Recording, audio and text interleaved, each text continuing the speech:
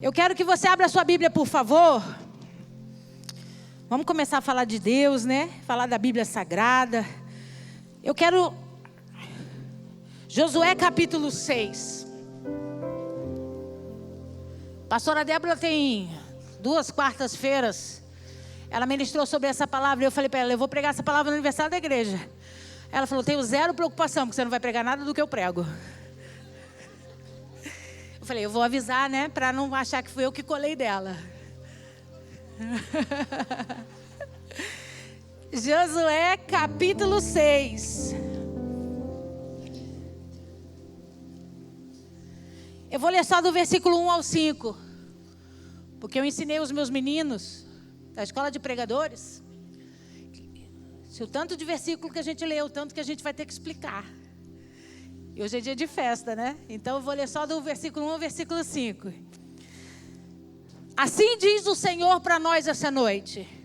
Ora, Jericó estava rigorosamente fechada por causa dos filhos de Israel. Ninguém saía, nem entrava. Então disse o Senhor a Josué, olha, entreguei na tua mão Jericó, o seu rei e os seus valentes. Vós, pois, todos os homens de guerra, rodeareis a cidade cercando-a uma vez. Assim fareis por 6 dias. 7 sacerdotes levarão 7 trombetas de chifre de carneiro adiante da arca. No 7º dia rodeareis a cidade 7 vezes. E os sacerdotes tocarão as trombetas. E será que, tocando-se longamente a trombeta de chifre de carneiro, ouvindo voz o sonido dela, todo o povo gritará com grande grita. O muro da cidade cairá abaixo e o povo subirá nele, cada qual em frente de si. Amém? Feche os seus olhos, abaixa a sua cabeça. Poderoso Deus, em nome de Jesus, essa é a tua santa palavra. Nós estamos reunidos para te louvar, te engrandecer, operar em ação de graças pelo teu poderoso nome.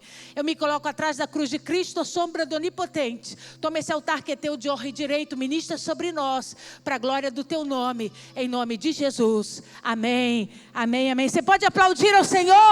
A Ele a honra, a glória e o louvor para sempre, aleluia. Glória a Deus. Antes de eu entrar no texto, nós estamos celebrando 13 anos de igreja. No dia 1º de novembro, nós fundamos a Catedral Jesus Vive. E todo ano eu procuro ouvir de Deus a direção do Senhor, do que Deus quer ministrar aos nossos corações, o que Deus tem para falar sobre nós. E o número 13 é um número estranho, né? O número 13, principalmente aqui para nós, na nossa cultura, é um número que gera especulação. É um número que muitas pessoas têm medo dele, porque diz que esse número dá azar. Nós não temos o número 13 nos assentos dos aviões. Nenhuma companhia aérea tem o número 13 nos assentos dos aviões. Você consegue entender isso? Eu vendo passagem, imagina uma pessoa que vende passagem aérea. Ela sabe que ela pode colocar aquele passageiro em qualquer lugar tranquilamente, porque não vai ter um doido que vai dizer, no 13 eu não sinto. Porque o 13 é um número esquisito. Temos prédios que não tem o número 13. No elevador, do 12 pula para o 14. Por conta de superstição, de medo, de insegurança. Muitos lugares não tem o número 13. O número 13 é escondido, ele é abafado em vários setores. Tanto na parte comercial, algumas pessoas têm dificuldade de assinar contratos efetivos que tenham o número 13. Vou comprar um apartamento. Lindo apartamento, qual é o número? 1306. Não tem no andar de baixo? Não pode ser outro número. Porque... no certo ou no errado, o 13 para nós é estranho. O 13 para nós surge com essa informação negativa. Mas deixa eu contar uma coisa para você, graças a Deus. O nosso Deus tem amor pelo número 13. O número 13 na Bíblia Sagrada é um número muito especial e muito abençoado. E essa história que eu quero contar para você. Primeira vez que começa a ter esse entendimento poderoso sobre a influência desse número 13 na Bíblia Sagrada, está em Gênesis capítulo 34, verso 25. Que é quando o menino Levi Com 13 anos, a Bíblia vai dizer que o pai o convoca para uma guerra e dá a ele uma espada. Entrega na mão dele uma espada. Crianças não poderiam usar espadas, armas letais, se antes ela não tivesse passado por um processo muito lindo na Bíblia e na cultura, chamado Bar Mitzvah. Põe para mim, por favor. É o quê? Ah, tá. Chama Bar Mitzvah. O que significa isso? Filho do mandamento. Bar, prefixo bar, filho. Mitzvah, mandamento. O que seja isso? É a primeira vez que um menino tem acesso às escrituras sagradas. Nossas crianças têm Bíblias desde que elas nascem. Tem Bíblia para o bebê, tem Bíblia de criança, tem ou não tem? Pois é, mas eles entendem que a partir de 12 anos para as meninas e 13 anos para os meninos, é a idade que eles começam a entender sobre o poder das Escrituras, sobre o que é as leis de Deus, sobre o que é obedecer ao Senhor de todo o coração. Então, ninguém vai perguntar para mim, por que as meninas com 12? Por que as meninas com 12 e os meninos com 13? Porque as meninas são mais evoluídas espiritualmente. Desculpa aí. Elas despertam mais cedo para a intimidade relacional com o Senhor, para o compromisso, né, dos estatutos, das leis, da Bíblia Sagrada, da Palavra de Deus. Então as meninas passam por essa experiência um ano antes, mas os meninos com 13 anos. Quem já foi comigo para Israel e quem vai em nome de Jesus, você vai participar de uma celebração dessa no Muro das Lamentações. Aqui nós jogamos bala para cima e fazemos festas com doces para adorar gêmeos que não operam nada sobre a nossa vida. Lá, quando um menino entra perto dos muros das lamentações e ele tem a oportunidade de tocar o livro da lei, tocar a Torá pela primeira vez, eles jogam balas de mel para o céu, declarando: a palavra é boa como mel. Ela surte esse efeito sobre a vida do homem. Quando nós descobrimos o poder da palavra de Deus, tudo se renova, tudo se transforma, tudo se modifica. Então, quando uma criança chega, um menino chega com 13 anos, botou aqui para mim. Bar Mitzvah, filho da lei ou do mandamento em hebraico, significa a transição mais importante da vida de um judeu. E acontece quando o menino completa 13 anos e a menina 12. Segundo o judaísmo, a partir dessa idade, os adolescentes alcançam a maturidade da tradição da religião. Então a Bíblia relata para a gente isso em Gênesis 34, 25, quando o menino Levi de 13 anos recebe uma espada da mão do pai.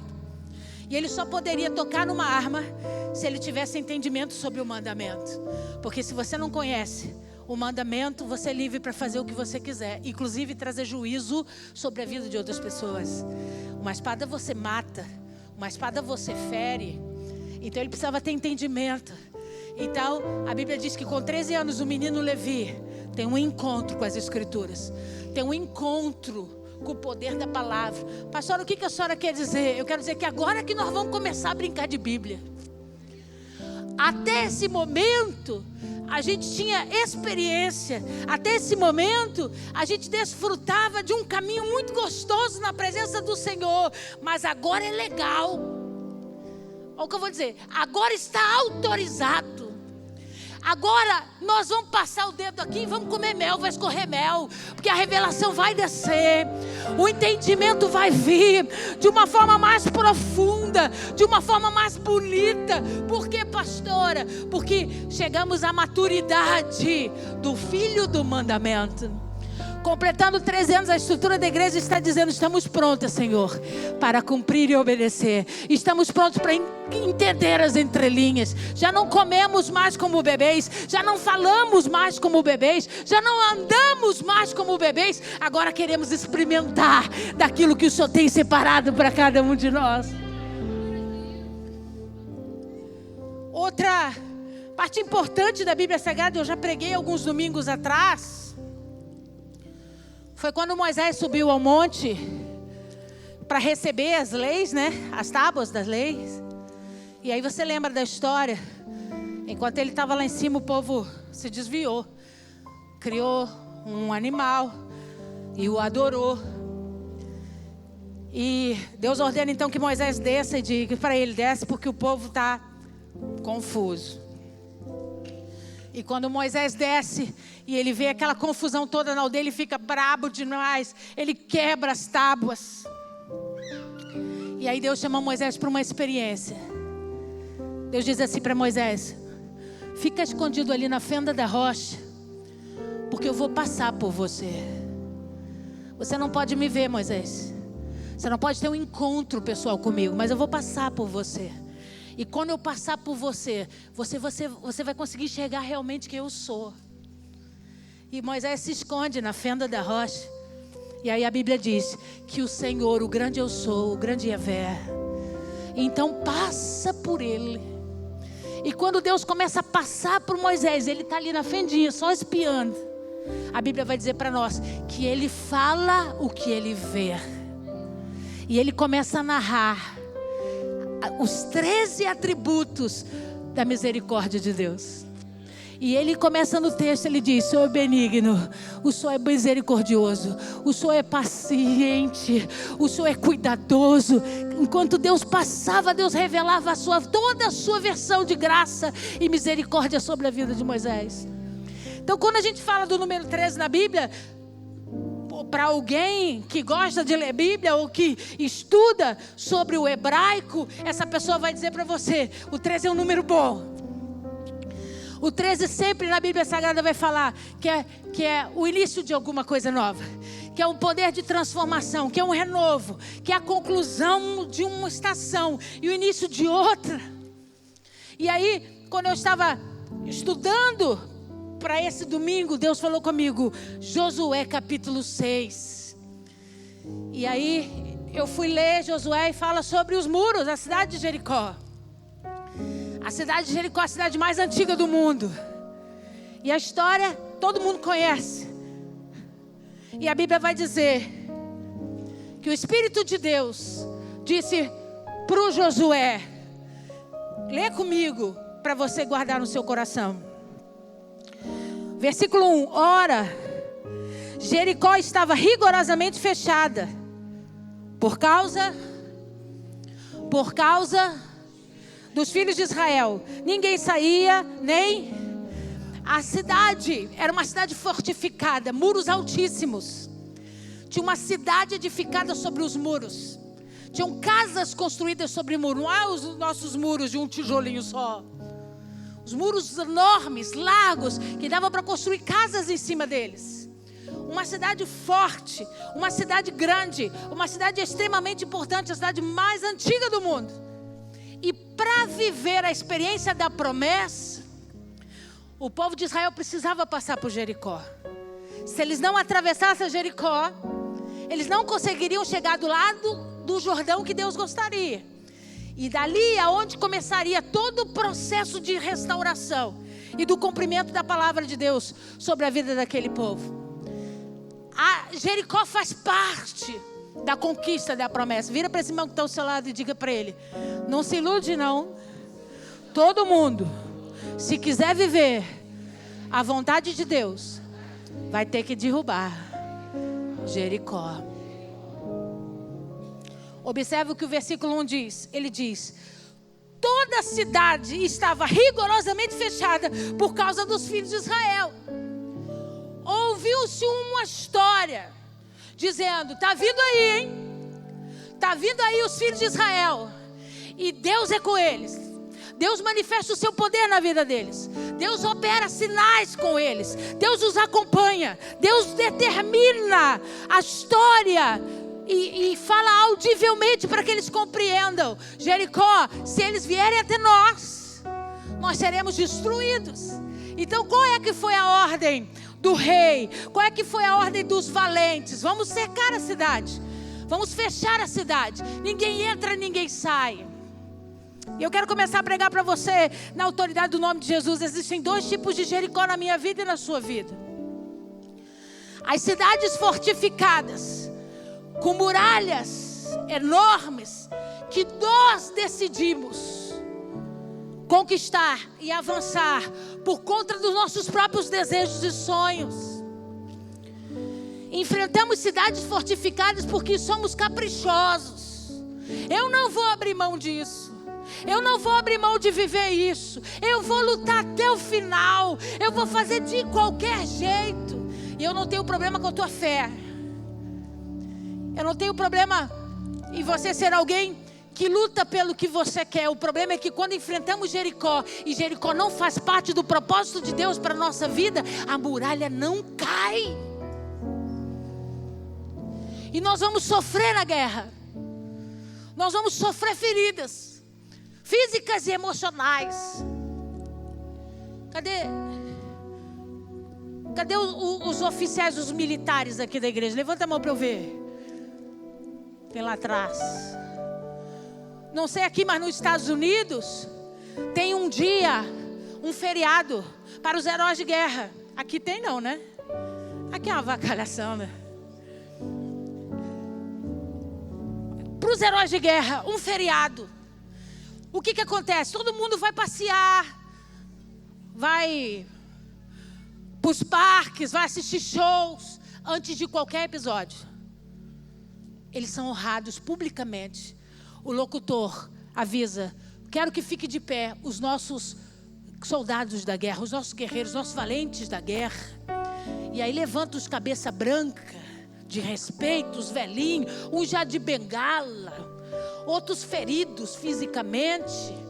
E todo o povo que está em volta os cumprimenta com uma salva de palmas, pela sua vida, pela sua determinação. Pastora, por que a senhora está dizendo isso? Porque é impossível você ir para uma guerra e voltar inteiro. Toda guerra que você enfrenta, você sofre retaliação dela.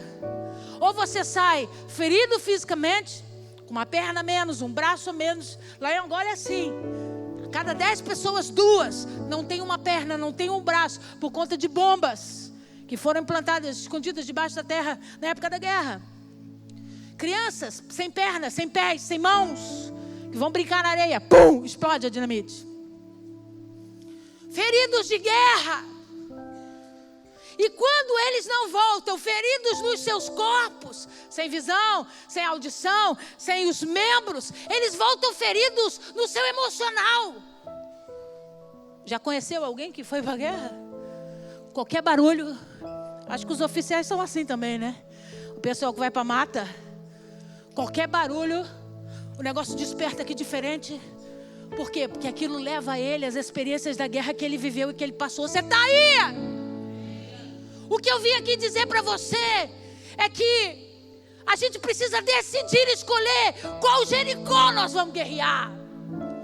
Ou nós vamos guerrear Jericó pela nossa força, pela nossa vontade, pelos nossos desejos, pelos nossos sonhos, por anseios humanos. Ou nós vamos esperar Deus dizer: tem Jericó na frente, mas eu já te entreguei ela. Porque é o que está escrito na sua Bíblia, lê aí. Então disse o Senhor a Josué: olha, o que está escrito aí? Versículo 2.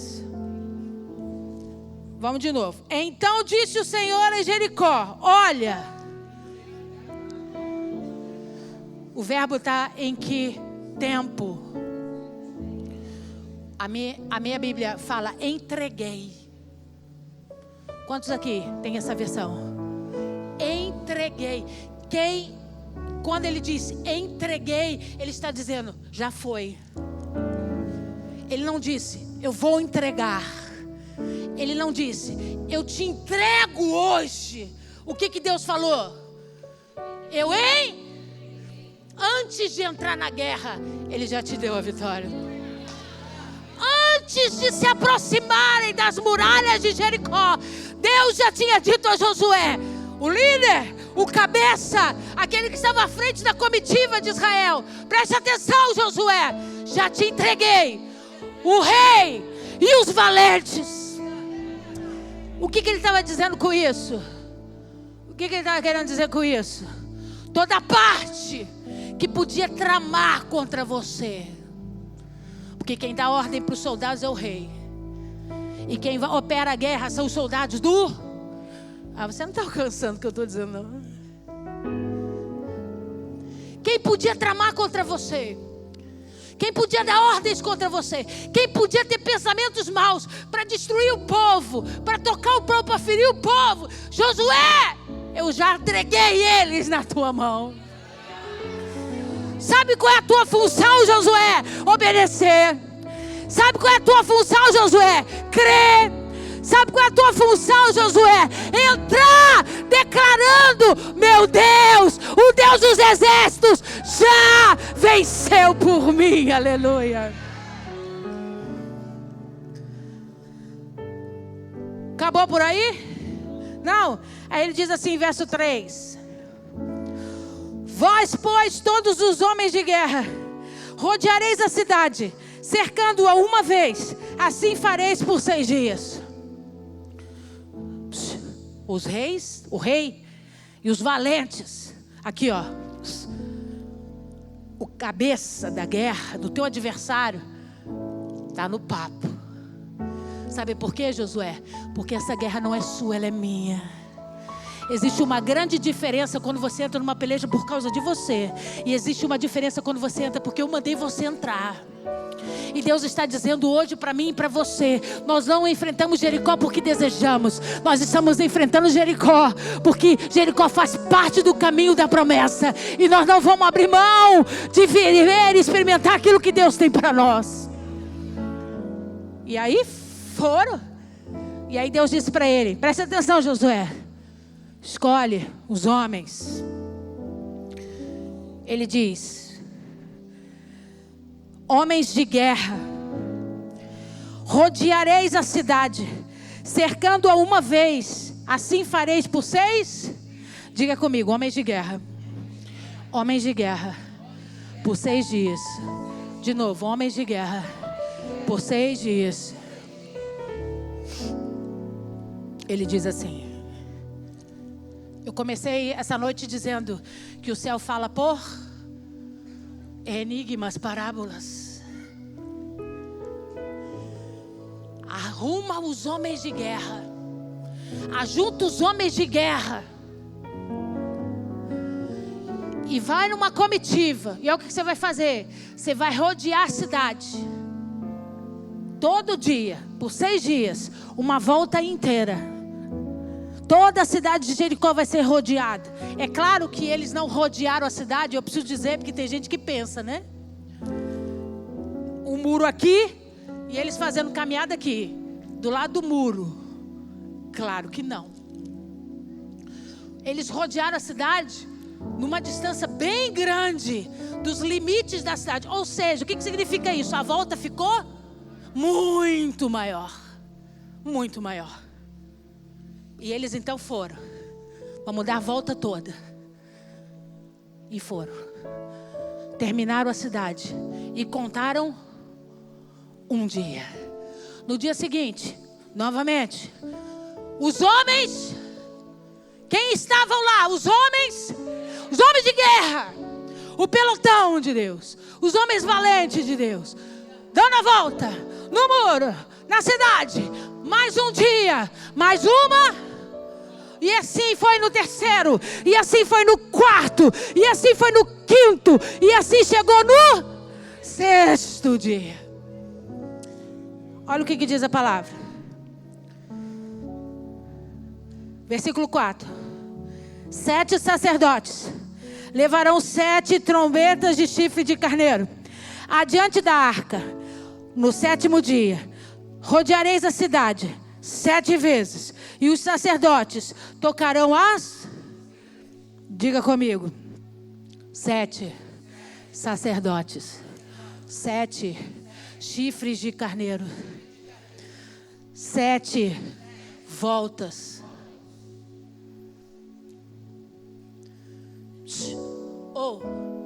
Tira os homens valentes da frente agora. Os homens de... Agora não. Vocês já rodaram as 6 voltas, não já? Sim ou não? Fica quieto aqui. Que agora quem vai na frente são os 7 sacerdotes. Com 7 chifres de carneiro. Para dar 7 voltas. Em quantos dias? Não. Em um dia. 7 voltas num dia só. Uau! O que cansou em uma volta inteira. Imagina, dar 7 voltas no mesmo dia. Só que quem estava à frente não eram os homens de guerra. Quem estavam à frente eram os sacerdotes, carregando o chifre de carneiro. E vão embora. E uma volta. E 2 voltas. Nós temos que terminar antes do dia vai ser. Porque a ordem foi 7 voltas no mesmo dia. 3ª volta. 4ª volta. 5ª volta. Todo mundo em silêncio. Não se podia falar. As voltas tinham que ser completamente em silêncio. Quando chega na 6ª volta, eles começam a se comunicar. É a última. É a última. E prepara o chofar. Prepara o grito. Porque quando completarmos a 7ª volta, Deus ordenou. Está escrito aí. A tua bispa não é doida não. Lê aí. E será que, tocando-se longamente a trombeta, será que eu consigo alguém que faça isso hoje, essa noite?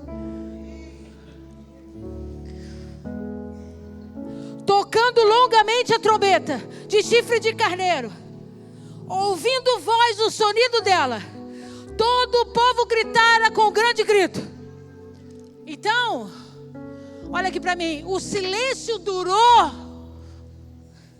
Jesus. O silêncio durou até o som do chofar. Porque esse era o sinal. Depois que o sinal do chofar foi ouvido, Deus liberou o povo para gritar. Não grite antes de ouvir o som do céu.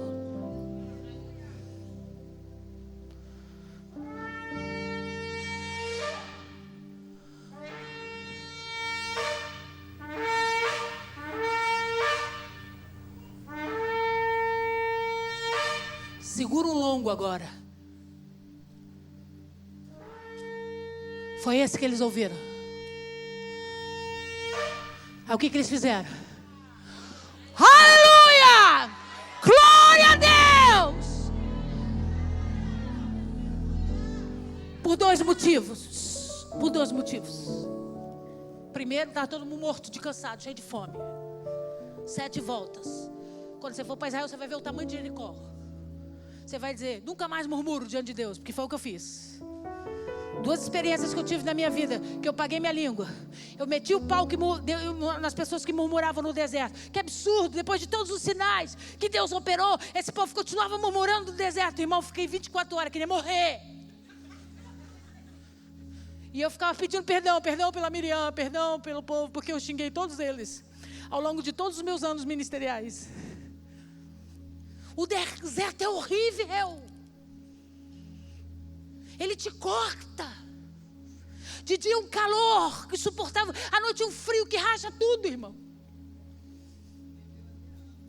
Bebi água, e muita água. Tem até uma foto, eu com a garrafa de 1,5 litro assim.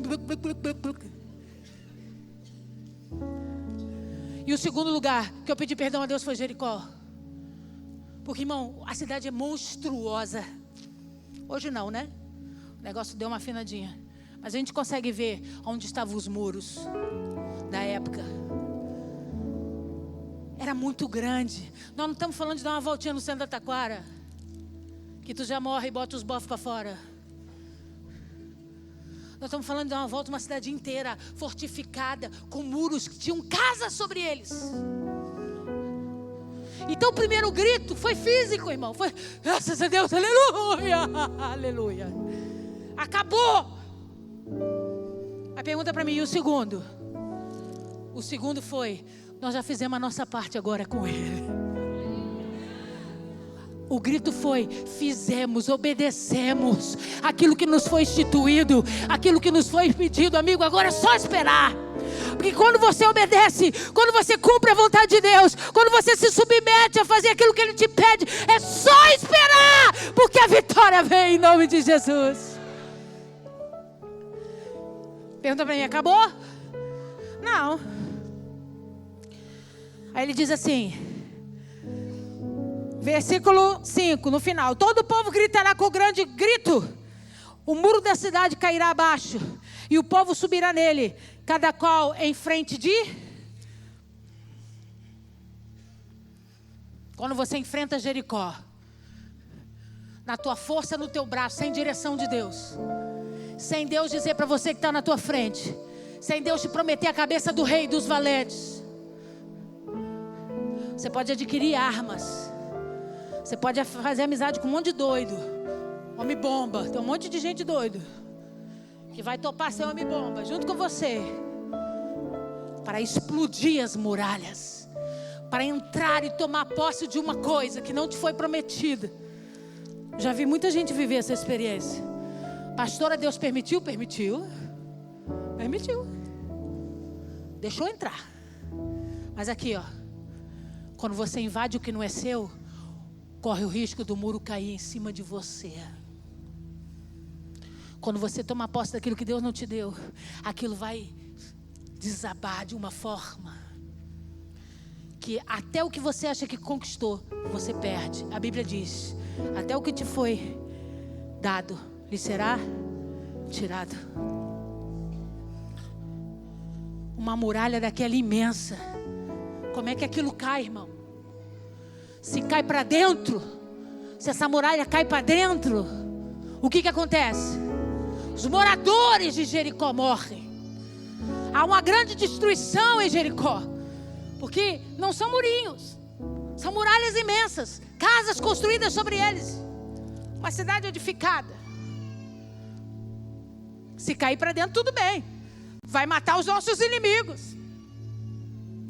E nem sempre a morte dos nossos inimigos é sinal de que você está na vontade de Deus. Esses muros também podiam cair para fora, tombar para fora. E o que ia acontecer se eles tombassem para fora? Eles atingiam quem? O povo de Israel, que estava lá marchando e rodeando a cidade.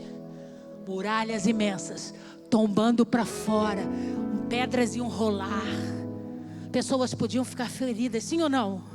Olha o que está escrito na sua Bíblia, leia aí. Vamos ler de novo.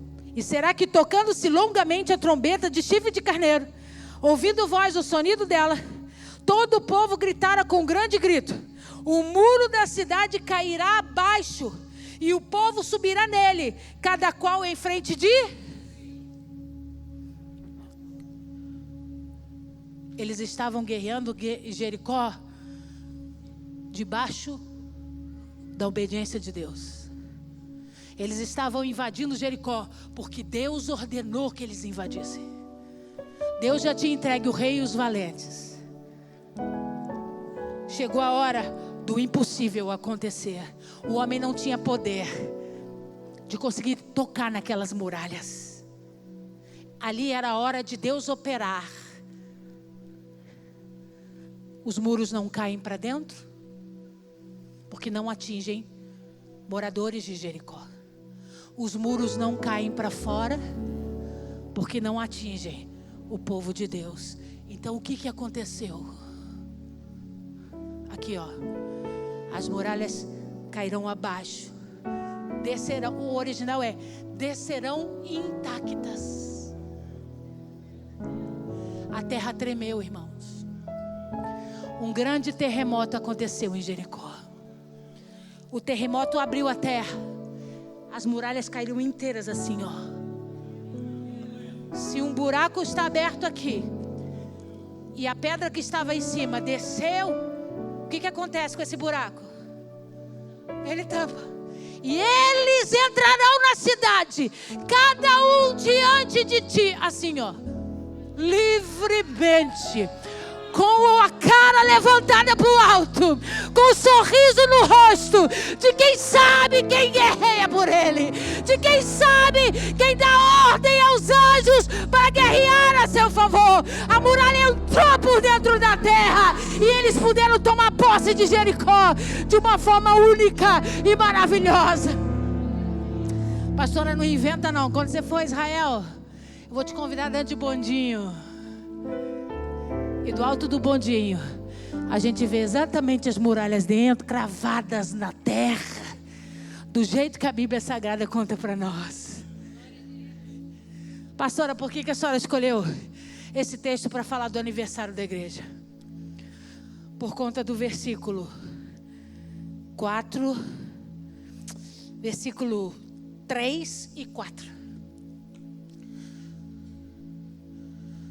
Olha o segredo de Deus aqui. Põe para mim, por favor, a última.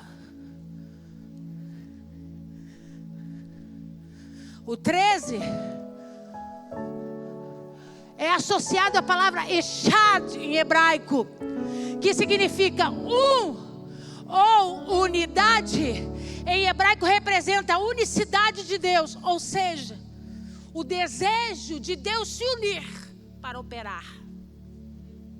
Vou repetir. O número 13 significa a unidade. A unicidade de Deus significa a vontade de Deus de se unir com alguém ou com algum propósito. Leia o versículo 4. Versículo 3, perdão. Diz assim: vós, pois, todos os homens de guerra, rodearão a cidade, cercando-a uma vez. Assim fareis, diga comigo, 6 dias. Quantas voltas? 6 voltas. Diga comigo, 6 dias, 6 voltas. 6 dias, 6 voltas. Versículo 5. E será que tocando longamente, 4. 7 sacerdotes levarão 7 trombetas de chifre de carneiro adiante da arca. No 7º dia rodeareis a cidade por 7 vezes, e os sacerdotes tocarão as trombetas. Diga, 7º dia. 7º dia, 7 voltas. Quantas voltas eles deram na cidade de Jericó? 13 voltas. 6 voltas. Com os guerreiros na frente, porque é do homem fazer, não compete a Deus. O que é para você fazer, Deus não vai botar a mão, é você que tem que fazer. Se são 6 voltas, não são 5,5, não são 4, nunca serão 3. 6 é 6. Levanta a tua cabeça e entenda, pastor, você não sabe o que eu estou passando. Termina as 6. Ah, pastor, é muito peso, é difícil para mim. Deus não mandou você parar na 2ª. Deus está dizendo para você: o que cabe a você, faça você. 6 voltas em 6 dias. Leve os soldados, os homens de guerra, porque os homens de guerra são habilitados para a guerra dessa terra. Mas no 7º dia, esquece o homem. No 7º dia, você vai levar na frente 7 sacerdotes. Sabe por quê? Agora o 6 não é o governo do homem. Agora 7 é a plenitude de Deus. Agora o 7 é o final que Deus. O 7 é o aperfeiçoamento onde Deus entra. No 7º dia, você vai rodar 7 voltas com 7 sacerdotes na frente. Homens que falam a minha língua, homens que ouvem a minha voz, homens sensíveis a mim. Porque agora a guerra não é no braço, agora a guerra é debaixo da minha voz, em concordância com o meu espírito, junto com quem fala a mesma língua.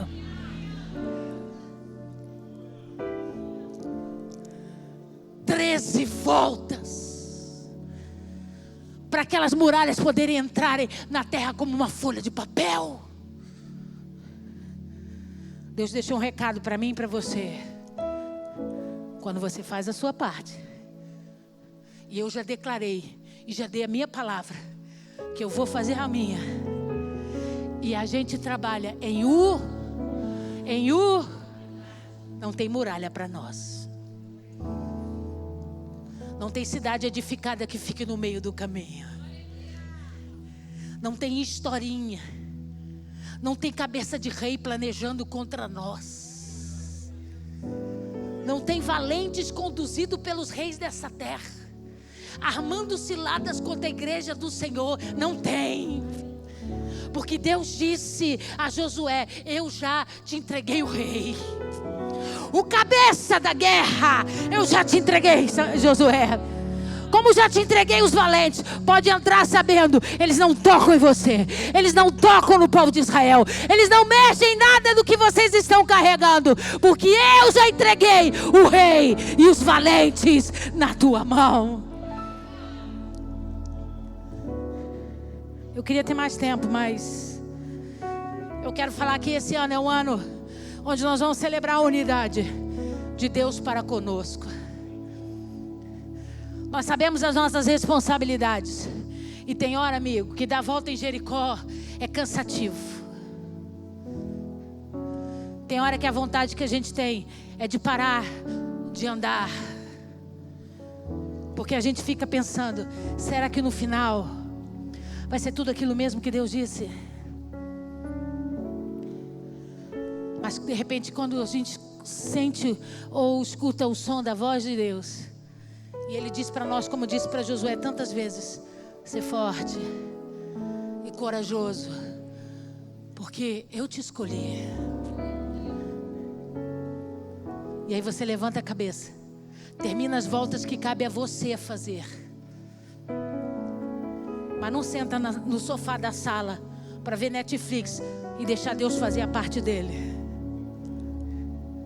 Porque até quando Deus vai fazer a parte dele, nós temos que estar em espírito de oração, conectados com a vontade perfeita de Deus, em silêncio. Não se vence uma guerra em murmuração. Não se vence uma guerra em fofoca. Não se vence uma guerra um tomando conta da vida do outro. Não se vence uma guerra se espelhando o outro. Olha como o outro está atrasado. Olha como o outro não vem. E a família do outro? Olha, ela está no final da fila. A gente tem que focar lá na frente. Ó. Onde estão os sacerdotes? Onde tem som de Deus para ser ouvido. E aí, amigo, no 7º dia, depois das 7 voltas, tudo que Deus falou se cumpriu. Quando o homem trabalha em unidade com Deus, nenhum caminho é problema para você. Nada se torna impedimento para você viver aquilo que Deus tem. Eu vou terminar com essa pergunta: será que vale a pena enfrentar Jericó que você quer enfrentar por conta da sua vontade? Quando você quer uma coisa, quando você bota uma coisa na sua cabeça, meu Deus, sai de perto de você. Você vai fazer qualquer coisa para viver aquilo. Mas para viver o que Deus pede, é um chororô, é uma murmuração, é uma historinha daqui. Ah, não sei se eu posso, eu não sei se eu consigo. Para jejuar e orar não vem, mas para dizer: vem arrumar um varão para casar. Tá todo mundo aqui 5 horas da manhã.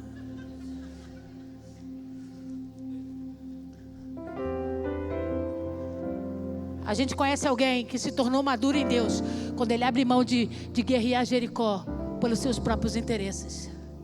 E ele diz para o Senhor: vale a pena isso aí? E se Deus disser para você: não entra nessa guerra não, não é sua, não te pertence, não vale a pena, mete o pé de lá. Porque ninguém que entra numa guerra que não é sua sai de lá sem ser ferido. Mas se Deus falou para você: nós vamos enfrentar Jericó, aqui ó, juntinho, eu e tu. E o que era impossível diante dos homens, porque Jericó é uma cidade fortificada, o que era impossível, nós vamos viver juntos essa experiência de milagre. Quantos querem viver essa experiência de milagre em unidade com o Senhor? Aleluia.